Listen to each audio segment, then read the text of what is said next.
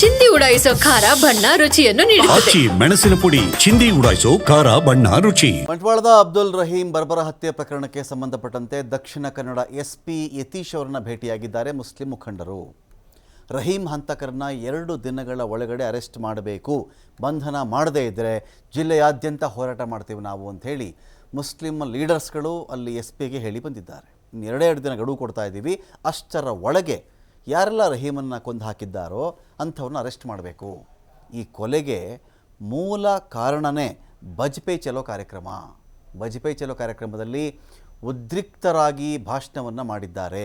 ಆ ಭಾಷಣದಿಂದ ಪ್ರೇರಿತರಾಗಿ ಮೊನ್ನೆ ಬಜ್ಪೆಯಲ್ಲಿ ಜೋರಾಗಿ ಉದ್ರಿಕ್ತರಾಗಿ ಭಾಷಣ ಮಾಡಿಬಿಟ್ಟಿದ್ದಾರೆ.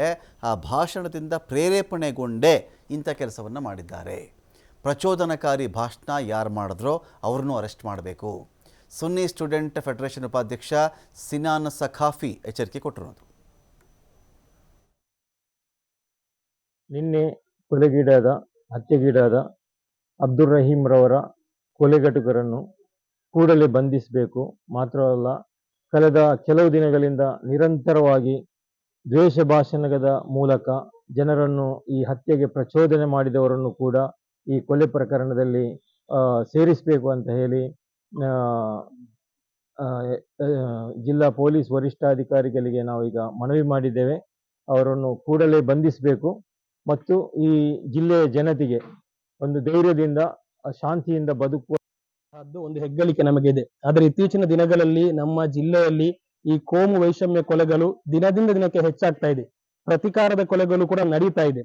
ನಮ್ಮ ರಾಜ್ಯ ಸರ್ಕಾರ ಈ ಜಿಲ್ಲೆಯ ಶಾಂತಿ ವ್ಯವಸ್ಥೆಯನ್ನು ಕಾಪಾಡುವಲ್ಲಿ ವಿಫಲವಾಗಿದೆ. ಈ ರಾಜ್ಯ ಸರ್ಕಾರವನ್ನ ಇಲ್ಲಿಗೆ ಆಡಳಿತಕ್ಕೆ ತಂದದ್ದು ಇಲ್ಲಿನ ಮುಸಲ್ಮಾನರು.